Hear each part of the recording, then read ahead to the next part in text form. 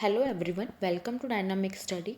सो last 1.5 month से मैं जो है इस पेपर 2 इलेक्ट्रॉनिक साइंस की जो वीडियोस हैं वो आपको अवेलेबल नहीं करवा पा रही हूँ, लेकिन उसके लिए सॉरी। बट आज से मैं आपकी जो वीडियोस हैं वो मैं रेगुलर अवेलेबल करवा दूँगी आपको।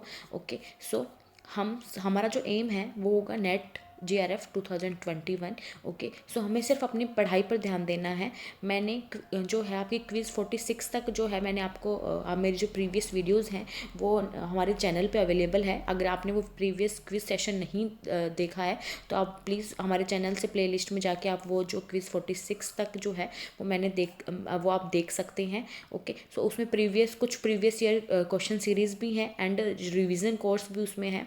ओके, सो आज हम करेंगे क्विज़ 47। सो मैंने जो एक लास्ट क्विज़ करवाई थी दैट इज़ 46, जो हमने एम्पलीट्यूड मॉड्यूलेशन टॉपिक पे करी थी। तो आज हम करेंगे एंगल मॉड्यूलेशन, जो कम्युनिकेशन आपकी जो यूनिट है, कम्युनिकेशन यूनिट, उसका एक पार्ट है। सो एंगल मॉड्यूलेशन आपका क्या होता है, एम्पलीट्यूड मॉड्यूलेशन क्या होगा आपका जो कि मैंने आपको लास्ट क्विज़ में बताया था कि जो एम्पलीट्यूड मॉड्यूलेशन होता है उसमें वो क्या होता है कि जो एम्पलीट्यूड होता है करियर सिग्नल का वो वेरी करता है according to message signal. Okay, so angle modulation में हम क्या बोल सकते हैं कि एंगल मॉड्यूलेशन में क्या होगा, एंगल जो होगा आपका करियर सिग्नल का, okay, that is career signal को हम CT से रिप्रेजेंट करते हैं। तो जो करियर सिग्नल का एंगल होगा वो वेरी करेगा according to message signal that is MT। Okay, so अगर हम करियर सिग्नल में को हम अगर रिप्रेजेंट करेंगे तो उसका जो स्टैंडर्ड इक्वेशन होगा उसको हम रिप्रेजेंट कर सकते हैं AC cos 2 पाई FCT प्लस 5। ओके, सो ये जो होगा वो आपका फेज जो एंगल हो जाएगा आपका कॉस थीटा, इसको लिख सकते हैं। तो cos theta, AC cos theta लिख सकते हैं। थीटा जो होगा वो रिप्रेजेंट करेगा आपका 2 पाई FCT प्लस 5, जो इसको हम थीटा से रिप्रेजेंट कर सकते हैं। ओके, सो यहाँ पे अगर हम फ्रीक्वेंसी को वेरी करेंगे तो ये फ्रीक्वेंसी मॉड्यूलेशन इसको हम बोलेंगे। एंड अगर हम फेज में वेरी करेंगे इसको तो इसका फेज मॉड्यूलेशन हम इसको बोलेंगे। ओके, सो एंगल मॉड्यूलेशन के को हम आगे दो पार्ट्स में डिवाइड कर सकते हैं, that is frequency modulation and phase modulation. Okay, so हम अपना जो क्विज़ है हमारी जो क्विज़ है उसको हम स्टार्ट करेंगे। ओके, सो इस क्विज़ का आपका फर्स्ट क्वेश्चन होगा that is the correct sequence of subsystems in an FM receiver is. So आपका क्वेश्चन जो है वो आपसे पूछ रहा है कि जो अगर हम FM रिसीवर की बात करेंगे तो FM रिसीवर के जो ब्लॉक डायग्राम होगा उसके सब सिस्टम का करेक्ट सीक्वेंस हमसे पूछा गया है। ओके, सो यहाँ पे हमें 4 ऑप्शंस गिवन है। ओके, सो हम FM रिसीवर के ब्लॉक डायग्राम की बात करेंगे तो इसके ब्लॉक डायग्राम में हमारा क्या होता है कि हम RF एम्पलीफायर जो होगा वहाँ से हम स्टार्ट करते हैं। हमारा जो इनपुट होगा वो RF एम्पलीफायर में जाएगा, देन इसका जो RF एम्पलीफायर का जो आउटपुट होगा वो मिक्सर में, एंड मिक्सर में ही हम लोकल ऑसिलेटर्स जो होंगे वो अप्लाई करेंगे। उसका सिग्नल हम मिक्सर में मिक्स करेंगे। RF एम्पलीफायर का आउटपुट एंड लोकल ऑसिलेटर का जो आउटपुट होगा वो मिक्सर में हम मिक्सर पे अप्लाई करेंगे, एंड देन इसका जो आउटपुट होगा मिक्सर का वो IF एम्पलीफायर पे ओके अप्लाई करेंगे। देन IF एम्पलीफायर जो इंटरमीडिएट फ्रीक्वेंसी का जो एम्पलीफायर होगा वो हम लिमिटर पे अप्लाई करेंगे। ओके, देन ये डिस्क्रिमिनेटर पे जाएगा। ओके, सो अगेन मतलब इसका आगे ये डी एम्फेसिस पे जाएगा, एंड देन फिर ये AF एंड पावर एम्पलीफायर पे जाएगा। ओके, सो इस तरह से हम जो है इसका ब्लॉक डायग्राम बनाते हैं। ओके, सो इसका जो करेक्ट आंसर हो जाएगा that is option B. So इसका करेक्ट सीक्वेंस होगा वो हो जाएगा RF एम्पलीफायर, देन ये मिक्सर पे जाएगा इसका आउटपुट IF एम्पलीफायर पे, देन लिमिटर पे, एंड देन डिस्क्रिमिनेटर पे, देन ऑडियो एम्पलीफायर पे इसका जो है वो हमें इसका करेक्ट सीक्वेंस मिलेगा। Okay, so option B is the correct answer here. So अगर हम ब्लॉक डायग्राम देखें हमारा FM रिसीवर का, सो क्या होगा कि RF amplifier, then mixer, then IF amplifier, then limiter, discriminator, de-emphasis network होगा, and then AF and audio amplifier and power amplifier हो जाएगा, एंड एंटीना जो है हमारे पास होगा, एंड AGC जो होगा वो stands for automatic gain control. Okay, so this is the block diagram of FM receiver. Okay, so next question अगर हम बात करें नेक्स्ट क्वेश्चन की, तो which of the following are the advantage of FM over AM। So हमसे question में पूछा गया है कि हमें कुछ स्टेटमेंट्स गिवन है यहाँ पे, तो हमसे FM के एडवांटेज पूछे हैं as comparison to AM। Okay, so first statement is better noise immunity is provided, या this is true. So FM में क्या होता है कि हमारा जो फ्रीक्वेंसी मॉड्यूलेशन जो होगा उसमें हम जो बेटर नॉइज इम्यूनिटी जो होती है वो प्रोवाइड करता है ये FM. Second is lower bandwidth is required, no this is wrong. Okay, so third is the transmitted power is more useful, या थर्ड इज ट्रू। सो हमें पता है कि जो एम्पलीट्यूड मॉड्यूलेशन होते हैं उसमें हमारी जो पावर होती है वो वेस्ट होती है, मोस्ट ऑफ द पावर जो होगी वो वेस्ट हो जाएगी। ओके, इसलिए इसमें क्या होगा कि एफएम में हम जो ट्रांसमिटेड पावर होती है हमारी वो ज़्यादा यूजफुल, हम यूजफुल तरीके से हम इसको यूज़ कर सकते हैं। Fourth is less modulating power is required, या fourth is also true. So first third and fourth जो होगी वो एडवांटेजेस होते हैं एफएम के as comparison to AM. Okay, so first third and fourth is the correct answer, that is option D is the correct answer. Next question is an AM signal, that is amplitude modulation signal, and a narrow band FM signal with identical carriers, modulating signals and modulation indices of 0.1 are added together. The resultant signal can be closely approximated by. So 4 options are given. So हमसे question में क्या पूछा गया है कि एक amplitude modulation signal है और एक नैरो बैंड एफएम सिग्नल है, उसको हमने आपस में ऐड कर दिया है। ओके, इसका मॉड्यूलेशन इंडेक्स जो है वो हमें 0.1 गिवन है। तो अगर हम इसको आपस में, इन दोनों को आपस में ऐड कर देंगे तो रिजल्टेंट सिग्नल क्या होगा, हमसे ये पूछा गया है। सो सी, हमें पता है कि जो हमारा एम्पलीट्यूड मॉड्यूलेशन सिग्नल होगा ना, उसमें हमारे पास करियर सिग्नल प्रेजेंट रहता है एंड दोनों साइड बैंड्स जो होंगे वो प्रेजेंट रहते हैं। ओके, सो दोनों साइड बैंड्स जो होंगे वो इन फेज होते हैं विद करियर। ओके, सो दोनों साइड बैंड्स इन फेज होते हैं विद करियर। सो अगर हम नैरो बैंड एफएम सिग्नल की बात करें तो इसमें भी करियर एंड दोनों साइड बैंड्स जो होंगे वो प्रेजेंट होते हैं, बट इसमें जो लोअर साइड बैंड होता है ना वो अपोजिट फेज होता है इसका। करियर के साथ अगर हम फेज देखें तो लोअर साइड बैंड का अपोजिट होता है फेज। ओके, सो तो इसमें क्या होगा, लोअर साइड बैंड जो होगा वो माइनस में आ जाएगा। ओके, सो अगर हम इसको ऐड करेंगे दोनों को तो जो लोअर साइड बैंड जो एम्पलीट्यूड मॉड्यूलेशन का होगा और लोअर साइड बैंड जो नैरो बैंड एफएम का होगा वो कैंसिल हो जाएगा एंड जो हमारे पास सिग्नल बचेगा, रिजल्टेंट सिग्नल, वो हो जाएगा हमारे पास एक career signal and second is upper side band जो होगा वो हमारे पास रिमेनिंग हो जाएगा। तो अगर हम बात करेंगे कि कौन सा सिग्नल ये बचेगा तो सिंगल साइड बैंड बचेगा और एक करियर बचेगा, तो इसको हम single side band with career बोलेंगे। तो ऑप्शन बी जो होगा वो आपके पास यहाँ पे करेक्ट हो जाएगा। Okay, so option B is the correct answer here. So okay, इसका सॉल्यूशन अगर हम देखें तो मैंने आपको बताया कि एएम सिग्नल जो होता है उसमें करियर एंड 2 साइड बैंड्स होते हैं जो कि दोनों ही फेज होते हैं विद द करियर। ओके, सो इसका अगर हम स्टैंडर्ड इक्वेशन देखें तो वो क्या हो जाएगा, AC cos 2 pi FCT plus AC mu by 2 cos 2 pi FC plus FMT, that is upper side band. Okay, and cos 2 pi FC minus m, that is lower side band हो जाएगा। Okay, so NBFM देखें, narrow band frequency modulation signal हम देखेंगे तो उसमें भी एक carrier and दोनों साइड बैंड्स होते हैं, बट जो नैरो बैंड FM सिग्नल जो होगा उसमें जो LSB that is lower side band जो होगा वो फेज अपोजिशन होता है उसका विद द करियर। ओके, सो इसका अगर हम स्टैंडर्ड इक्वेशन देखें तो वो क्या हो जाएगा, AC cos 2 pi FCT plus AC mu by 2 cos 2 pi FC plus FMT, that is upper side band, and minus AC mu by 2 cos 2 pi FC minus FMT, that is lower side band. So जैसे मैंने अभी आपको बताया कि lower side band opposite होता है, उसका phase जो होता है वो अपोजिट होता है, तो ये माइनस में आ जाएगा। ओके, सो अगर हम दोनों जो सिग्नल्स हैं इनको हम ऐड करेंगे तो हमारा जो ये लोअर साइड बैंड है वो कैंसिल आउट हो जाएगा एंड रिमेनिंग पार्ट हमारे पास बच जाएगा करियर सिग्नल का एंड अपर साइड बैंड का। तो हमारे पास जो स्टैंडर्ड इक्वेशन आ जाएगी single side band with career. Okay, so this is the solution of this question. Okay, next question is a device with input xt and output yt is characterized by yt is equal to x square t.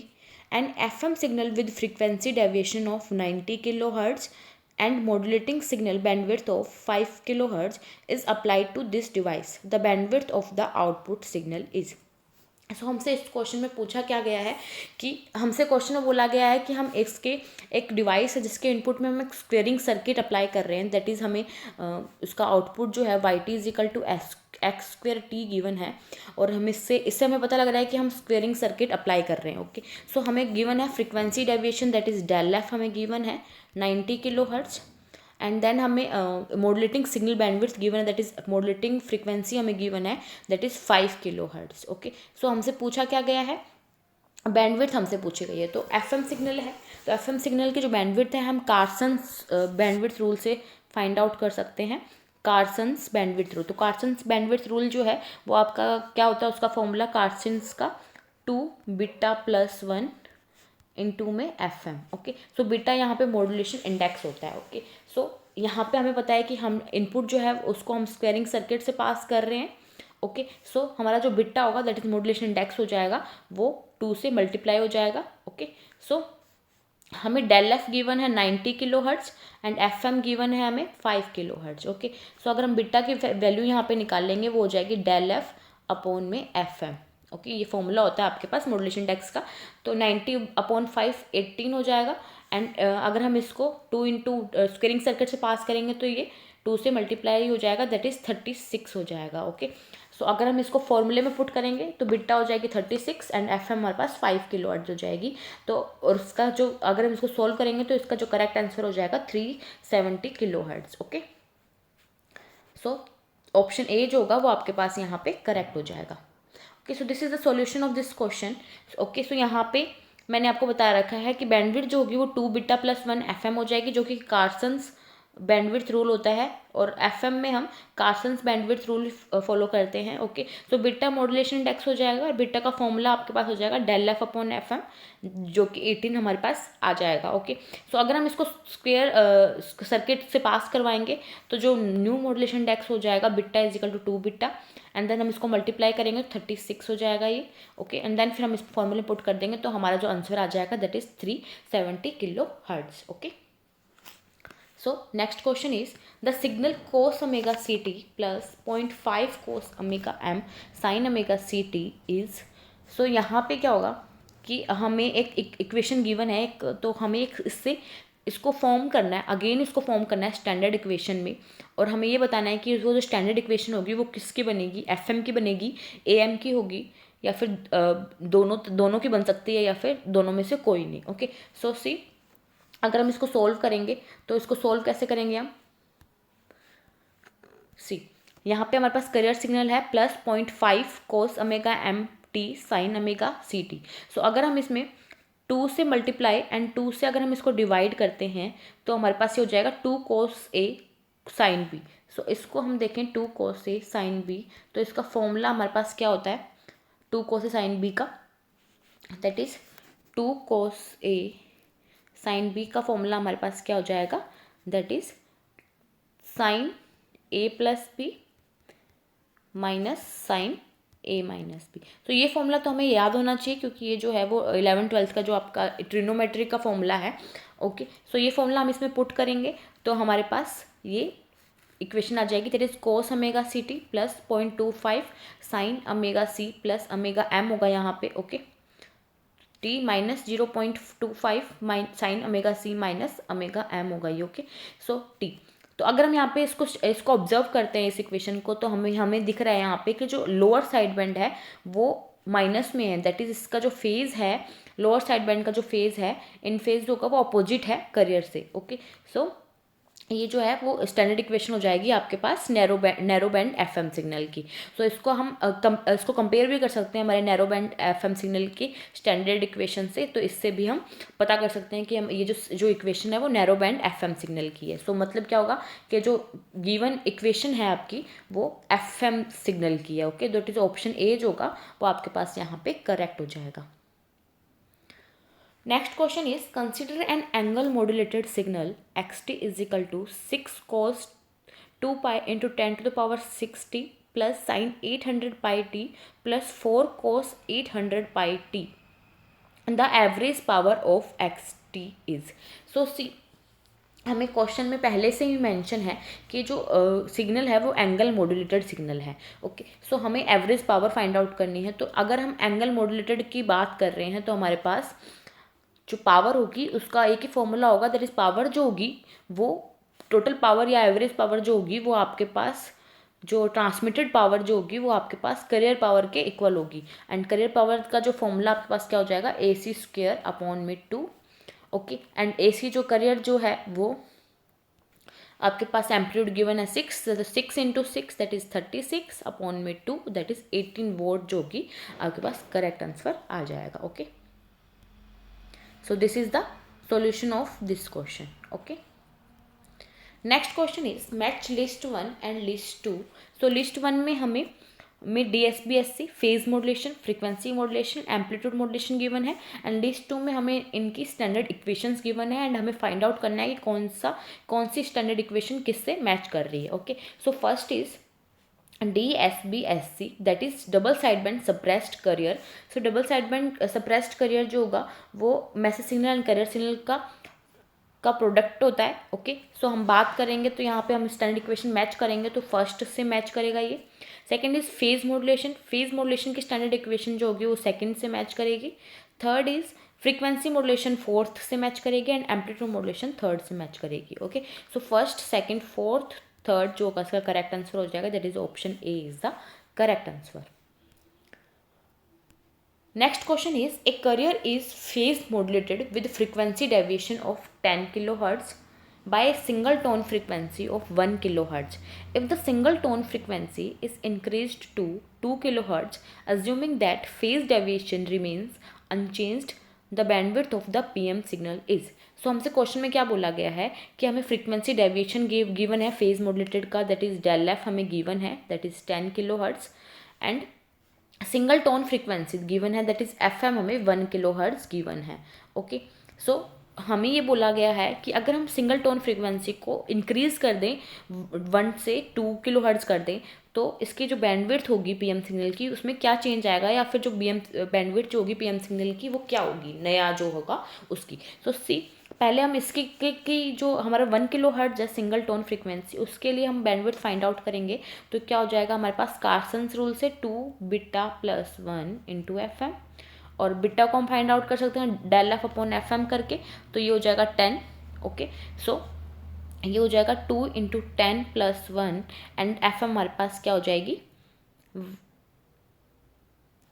1। Okay, तो ये 22 हो जाएगी। Okay, so सी अगर हमें again they रखा है हमें अगर सिंगल टोन फ्रीक्वेंसी हमारे पास इंक्रीज होकर 2 kHz हो जाएगी। ओके, सो अगर हम सिंगल टोन फ्रीक्वेंसी को चेंज करेंगे ना तो हमारे पास जो मॉड्यूलेशन इंडेक्स होगा उसमें कोई भी चेंज नहीं होता, तो हमारा जो मॉड्यूलेशन इंडेक्स होगा वो सेम हो जाएगा, सिर्फ हमारी जो फ्रीक्वेंसी है वो चेंज हो जाएगी, दैट इज़ 2 हो जाएगी ये, तो हमारे पास जो इसका आंसर आ जाएगा 44। ओके, सो मॉड्यूलेशन इंडेक्स में कोई चेंज नहीं होगा तो 44 kHz होगा वो इसका राइट आंसर हो जाएगा। Okay, so option B is the correct answer. Okay, so C यहाँ पे हम सबसे पहले बिट्टा दैट इज MP भी इसको हम लिख सकते हैं, दैट इज मॉड्यूलेशन इंडेक्स जो है फेज PM वेव का, तो वो फाइंड आउट करेंगे ΔF अपॉन FM के फॉर्मूले से। देन जो हमारे पास अगर हम सिंगल टोन फ्रीक्वेंसी को चेंज कर रहे हैं हमारे क्वेश्चन में तो हमारा जो मॉड्यूलेशन इंडेक्स है उसमें कोई भी चेंज नहीं होगा, तो ये जो फॉर्मूला हम पुट करेंगे then we get our answer that is 44 kHz। Okay, so next question is an FM signal FT is equal to cos 2 pi FCT plus beta 1 sin 2 pi F1T plus beta 2 sin 2 pi F2T। so एक FM signal का हमें signal given है यहाँ पे, so the maximum deviation of the instantaneous frequency from the carrier frequency is। so हमें maximum deviation find out करना है यहाँ पे, that is ΔF जो है मैक्सिमम डेविएशन हमें फाइंड आउट करना है। ओके, सो मैक्सिमम डेविएशन का आपका फॉर्मूला जो होगा वो हमारे पास क्या हो जाएगा 1/2 pi mod of d∅/dt that is maximum, यहाँ इसका मैक्सिमम जो पार्ट होगा वो आपके पास इसका मैक्सिमम डेविएशन का फॉर्मूला होता है। ओके, सो इसमें क्या होगा फाई जो इसका फेज है वो इसमें हम रखेंगे, उसको डिफ्रेंशिएशन करेंगे एंड देन हमारा जो आंसर है वो हमें मिल जाएगा। ओके, सो सी इसको हम कैसे सॉल्व करेंगे, that is c, maximum frequency deviation का फॉर्मूला हमारे पास हो जाएगा 1/2 पाई d phi/dt। ओके, सो यहाँ पे फाई को हम पुट करेंगे एंड इसका डिफ्रेंशिएशन करेंगे। ओके, सो आप इसको सॉल्व करिएगा और आपका जो करेक्ट आंसर हो जाएगा β1 f1 plus β2 f2। Okay, so option A is the correct answer हो जाएगा यहाँ पे। ओके, आप इसको सॉल्व कीजिएगा डिफ्रेंशिएशन करके। अगर फिर भी आपको कोई डाउट हो तो आप मुझे कमेंट बॉक्स में कमेंट करके मुझसे उसको पूछ सकते हैं। Okay, so next question is assertion reason question है ये आपका। सो इसमें असर्शन जो हमें क्या बोल रहा है कि narrow band FM signal can be detected using an envelope detector. No, this is wrong, because हमें पता है कि जो एनवलप डिटेक्टर है वो हम एम्पलीट्यूड मॉड्यूलेशन में यूज़ करते हैं as a demodulator. Okay, so narrow band FM signal के डीमोडुलेटर में हम एनवलप डिटेक्टर का यूज़ नहीं करते हैं, तो हमारा असर्शन जो है वो यहाँ पे रॉन्ग हो जाएगा। Reason is narrow band FM signal contains a carrier component and two sideband components. Yeah, this is true. So मैंने आपको अभी लास्ट में बताया है कि जो नैरो बैंड एफएम सिग्नल है उसमें करियर सिग्नल एंड दो साइड बैंड्स जो हैं वो प्रेजेंट रहते हैं, बट उसका जो लोअर साइड बैंड है वो इन फेज, जो उसका जो फेज है वो अपोजिट होता है with the carrier. Okay, so इसमें क्या होगा, करियर एंड दोनों साइड बैंड जो होंगे वो प्रेजेंट रहेंगे। Okay, so reason is true but assertion is false. So assertion is false but reason is true, so option D जो होगा वो आपके पास यहाँ पे करेक्ट हो जाएगा। Okay, so that's it. अगर आपको इस जो क्विज़ है आपकी 47 जो क्विज़ है एंगल मॉड्यूलेशन, इसमें कोई भी डाउट हो तो आप मुझे कमेंट बॉक्स में कमेंट करके मुझसे पूछ सकते हैं। ओके, सो नेक्स्ट जो आपकी जो क्विज़ेज़ हैं मैं इसी तरह आपकी जो है रेगुलर कंटिन्यू रहेगी आपकी। Okay, so thank you, keep on watching, keep on learning.